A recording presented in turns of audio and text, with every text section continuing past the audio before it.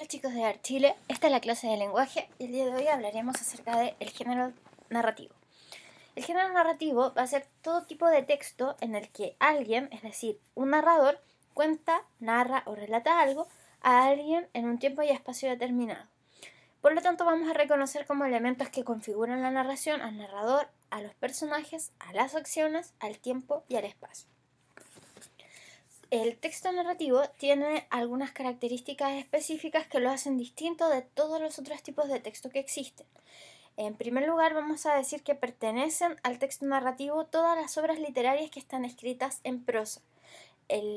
La prosa es aquel estilo o es aquella forma de escritura que sigue la lógica o el orden lineal del lenguaje hablado y por lo tanto es aquella que para describirla de forma más rápida, es aquella que se escribe de margen a margen dentro de un texto.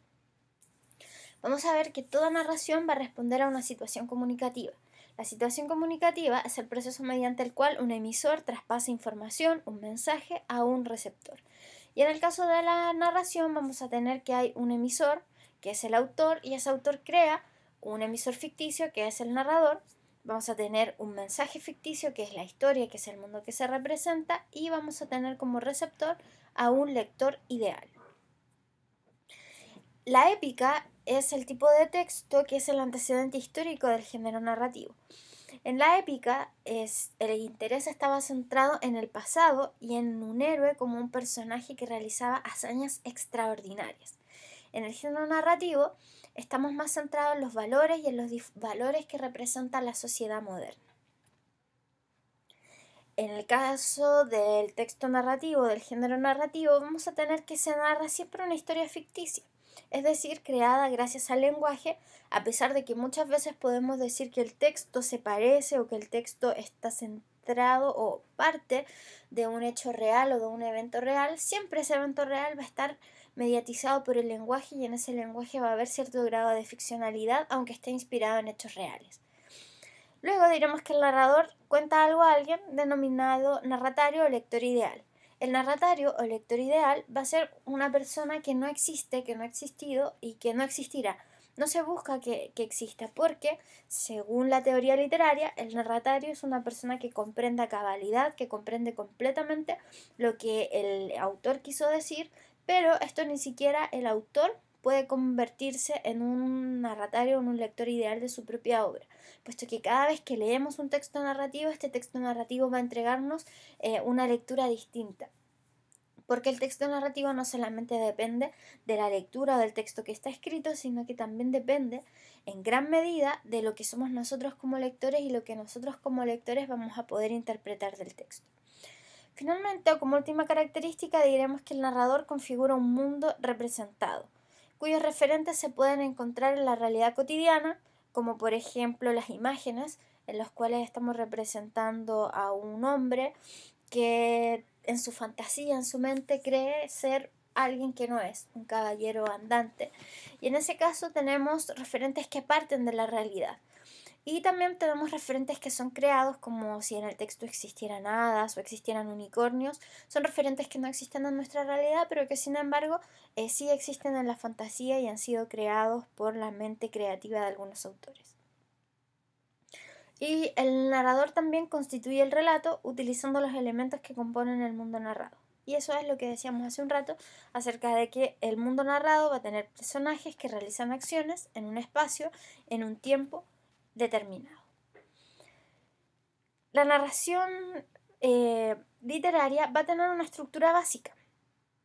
En esta historia ficticia va a estar construida y relatada por el narrador siempre con una función estética. Va a utilizar el lenguaje entonces para darnos a conocer una historia, pero esta historia va a tener una función de representar un lenguaje bello para que nosotros podamos comprenderlo de ese modo. Va a estar basada en hechos reales o van a ser también producto de la imaginación del lector, del escritor, como decíamos, y los elementos del mundo representado son las que ya vimos. Cuando hablamos de narración vamos a decir que siempre tiene que alcanzar el relato una estructura básica. Y esta estructura básica va a estar constituida por la presentación o situación inicial. Acá presenta el personaje el tiempo y el espacio y los hechos que se van a desencadenar en la narrativa.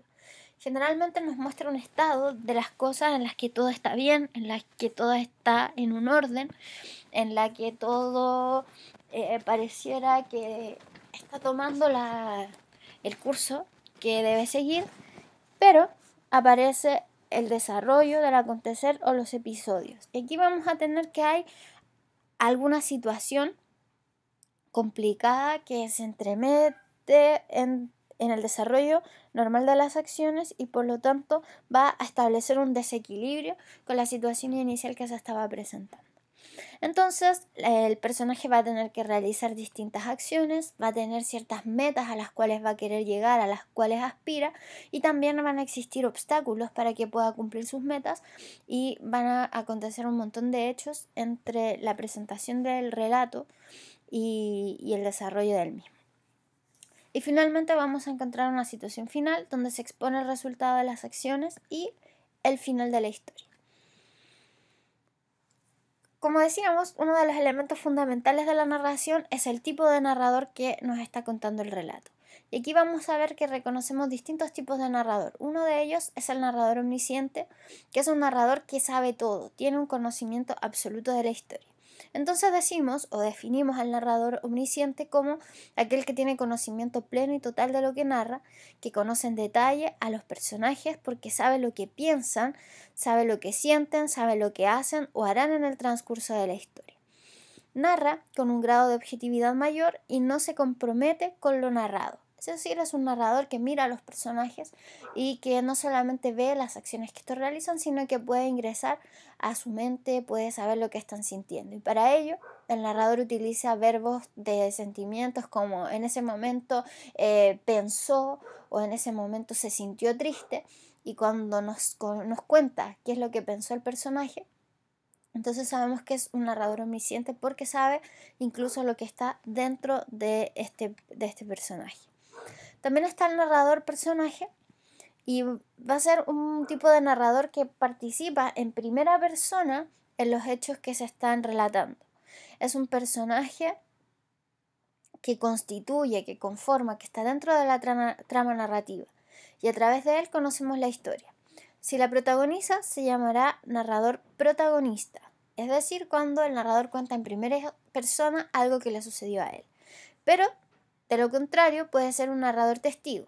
En este caso, el narrador testigo cuenta una historia en la cual él participó, pero él no es el protagonista. Ejemplo, yo puedo decir, iba caminando tranquilamente por la calle cuando de repente vino un sujeto corriendo y me robó el celular. En ese caso estoy contando en primera persona algo, un hecho que me aconteció a mí mismo. Pero también puedo decir, iba con mi mejor amigo caminando por la calle, de pronto un sujeto corrió en dirección nuestra, tomó su celular y se lo robó. En este caso los hechos no me ocurrieron a mí, pero sí los estoy contando. Entonces soy un narrador testigo. Estuve ahí, estuve presente, pero la historia no me ocurrió a mí. Y tenemos también, finalmente, el narrador objetivo. El narrador objetivo es un narrador que no participa directamente en la narración, sino que solamente nos va a contar lo que observa. Su visión de los hechos es parcial porque solamente cuenta con aquello que se puede ver, que se puede observar o percibir a través de los sentidos dentro de la historia. El narrador objetivo tiende a representarse como una cámara cinematográfica que muestra solamente lo externo a los personajes.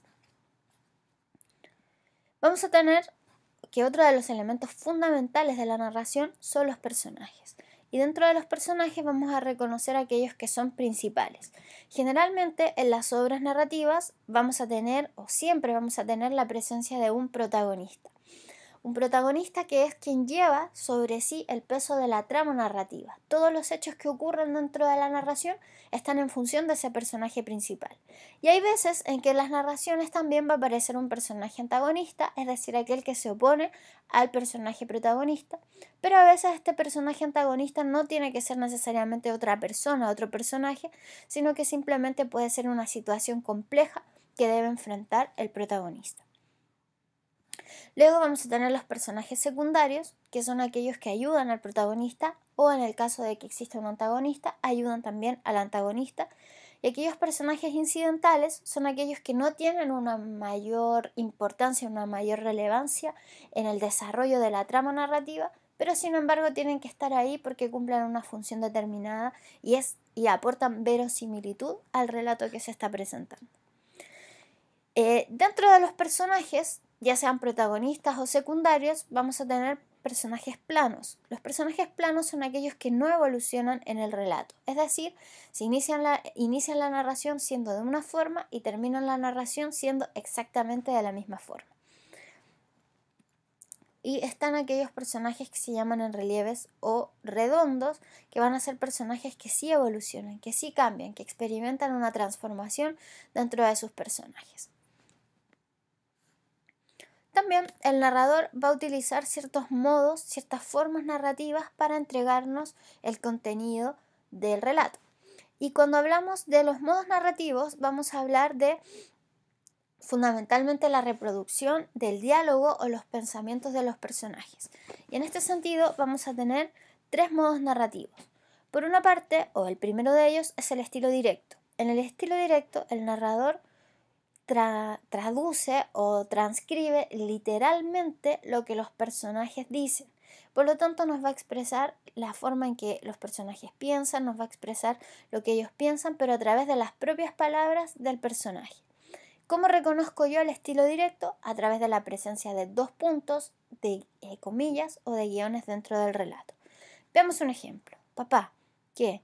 Yo y mi amiga Nadia siempre estamos juntas. Claro, mujer, porque es tu amiga. En clase, en el recreo, a la hora de comer.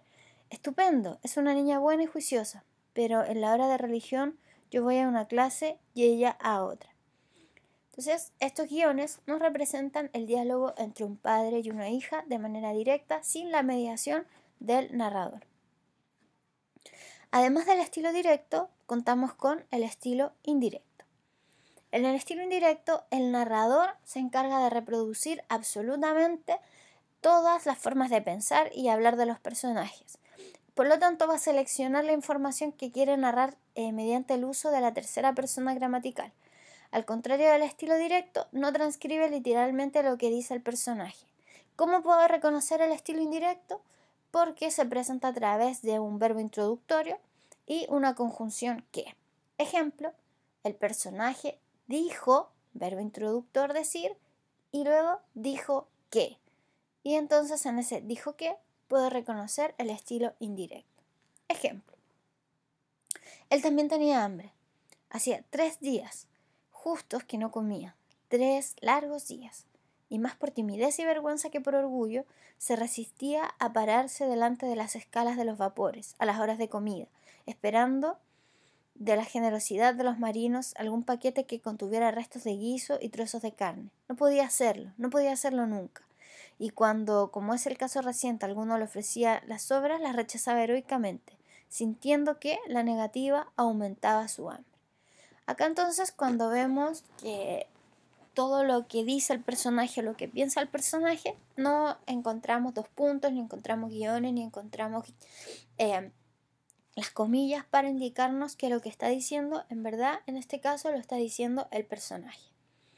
Y finalmente encontramos el estilo indirecto libre, en el que podemos definirlo como la combinación de los 2 estilos, el estilo directo y el estilo indirecto. Acá el narrador está presente, pero habla desde la interioridad del personaje. Por lo tanto, no va a haber un verbo introductor como dijo que o pensó que. Andrés se puso de pie violentamente. Todo el mundo parecía haberse unido en contra suya. Su abuela, don Emiliano, Carlos, Estela. Cada palabra se transformaba en un latigazo en sus zonas más sensibles. Se apoyó en la ventana mirando el jardín y la noche reciente de afuera. Quería pensar. Pero ¿de qué iba a servirle ya? ¿No estaba todo perdido? Acá entonces podemos ver o podemos entender a la figura del narrador que nos está contando lo que acontece dentro del personaje, Daniel en este caso, pero vamos a tener que nos relata cómo se siente en frases como quería pensar, pero ¿de qué iba a servirle ya? ¿No estaba todo perdido? En esas interrogantes que plantea el narrador podemos reconocer la voz del personaje. Luego de los estilos narrativos, vamos a encontrar que un elemento importante de la narración es el espacio. Dijimos que una narración es el relato de alguien, personajes que realizan acciones en un espacio determinado. El espacio narrativo o la unión de los espacios narrativos va a determinar el ambiente. El ambiente va a ser el lugar en que transcurre la acción del relato y va a estar presentado por el narrador.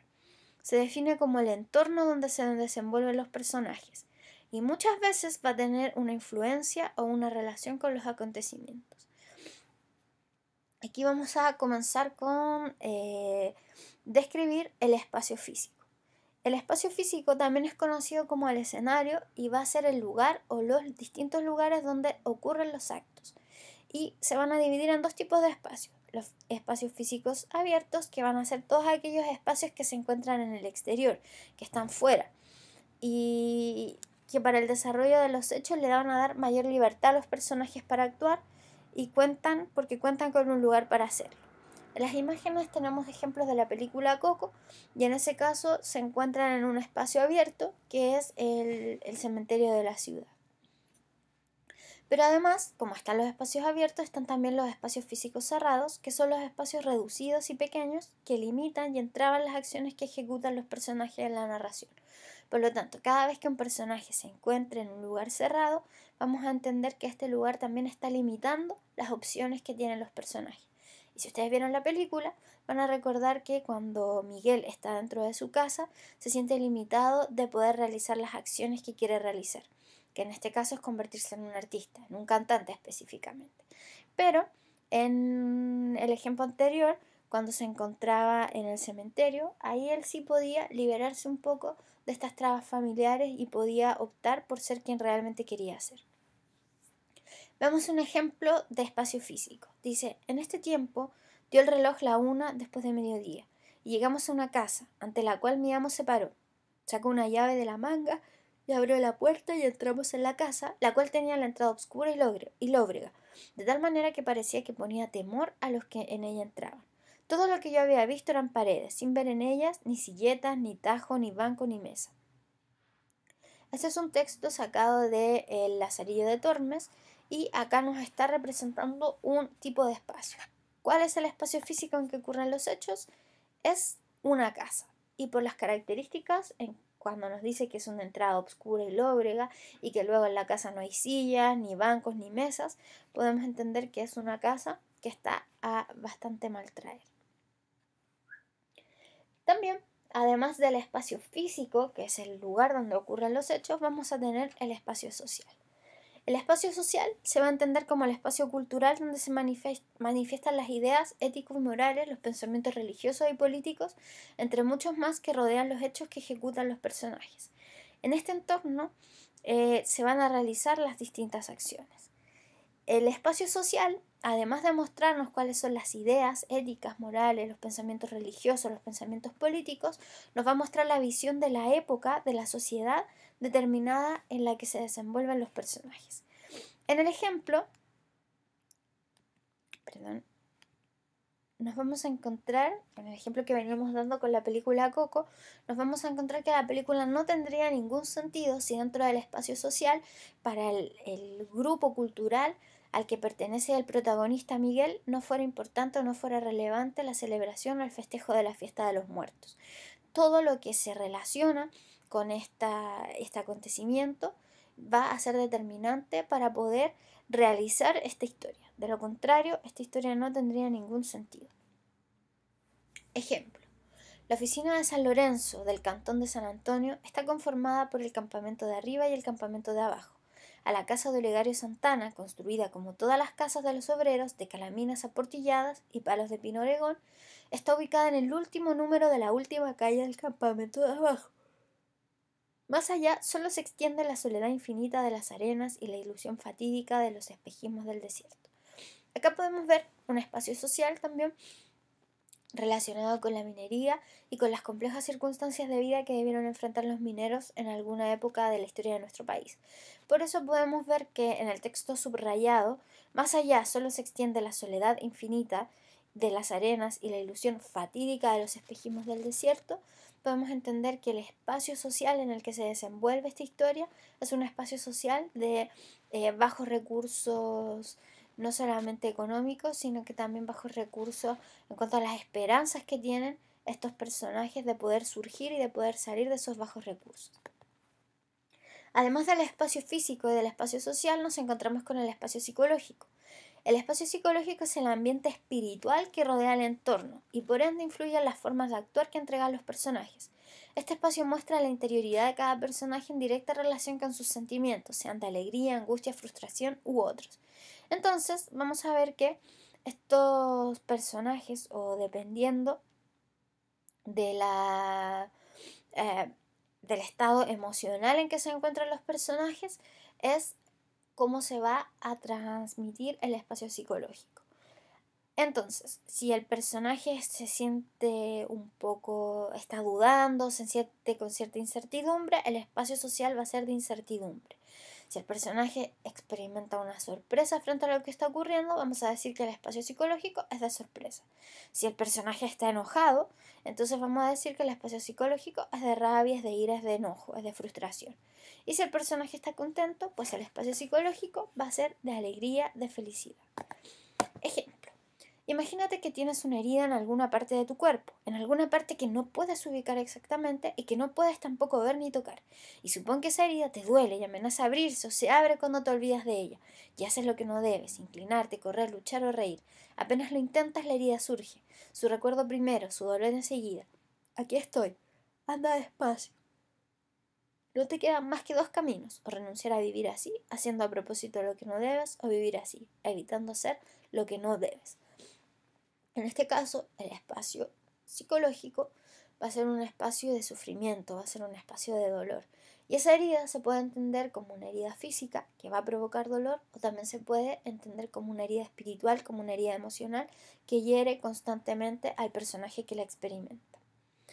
Así, en cuanto a los espacios narrativos que determinan el ambiente, vamos a hablar del espacio físico, que es el lugar donde ocurren las acciones, que puede ser un espacio abierto, un espacio cerrado, también de un espacio psicológico, donde encontramos las distintas emociones que experimentan los personajes, y el espacio social, que va a ser o que va a estar determinado por las creencias, por las costumbres, por las formas de vida que experimenta un grupo social determinado. Y vamos a hablar de un texto narrativo en particular, que es el cuento. El cuento tiene diversas características. Una de las primeras, o su definición, es que es una narración breve de hechos imaginarios. Va a estar protagonizada por un grupo muy reducido de personajes y va a presentar un argumento bastante sencillo, no va a ser muy complejo. Si distinguimos el cuento de la novela, por ejemplo. Características del cuento, primero es que es una narración. En esta narración, como en todas las narraciones, es el relato de unos hechos, que pueden ser reales o imaginarios, que le suceden a unos personajes en un lugar determinado, en un ambiente determinado, como lo que habíamos hablado anteriormente. Es un texto ficticio, aunque en algunos casos se pueda basar en hechos reales, o ser una ficción de marcado realismo. El cuento siempre debe funcionar para recortarse de la realidad. Es decir, el cuento siempre nos va a mostrar hechos que no corresponden necesariamente a hechos que le ocurrieron a una persona, sino que van a estar ficcionalizados, es decir, van a estar creados. De hecho, cuando nosotros contamos una historia, muchas veces agrandamos, muchas veces exageramos, muchas veces sobre todo interpretamos las actitudes, las acciones o los hechos que ocurren. En esa interpretación vamos a hablar de la ficcionalidad, es decir, la creación de eventos, la creación de circunstancias, la creación de una interpretación respecto de lo que se está contando. Otra característica del cuento es que es argumental, es decir, tiene una estructura de hechos que se van a entrelazar, acción, consecuencias, en un formato de, como decíamos al principio, de una introducción de la situación inicial, de un nudo, un conflicto y un desenlace de ese conflicto. Otras características del cuento es que tiene una línea argumental única, que se va a distinguir de la novela porque en el cuento todos los hechos se encadenan en una sola sucesión de hechos lógicas y que van a estar relacionadas con un personaje. En la novela no, en la novela podemos encontrar múltiples personajes y vamos a desarrollar las historias o líneas argumentales para cada uno de esos personajes que finalmente van a confluir en un personaje central que es el protagonista. En el caso del cuento esto no sucede así, es solamente una línea argumental. Por otra parte, otra característica del cuento es su estructura centrípeta. Esto quiere decir que todos los elementos que se mencionan en la narración están relacionados y funcionan como indicios del argumento principal que están desarrollando los personajes. Tiene un solo personaje principal. Aunque hay otros personajes, o puede haber otros personajes, la historia se centrará en uno en particular, que es a quien le ocurren los hechos y que es el más importante para la estructura de la argumentación. También diremos que se estructura en una unidad de efecto, es decir, comparte esta característica con la poesía. Está escrito para ser leído de corrido, de principio a fin. Si uno corta la lectura a la mitad, pierde ese efecto narrativo. A diferencia de la novela, que en la novela yo puedo ir leyendo algunas partes, dejar marcada la parte que estoy leyendo y retomar la lectura después. Otra característica fundamental del cuento es su brevedad. Y para cumplir con todas las demás características, el cuento debe ser breve. Está escrito en prosa, como decíamos al principio, o sea, con párrafos, sangrías, puntos y aparte.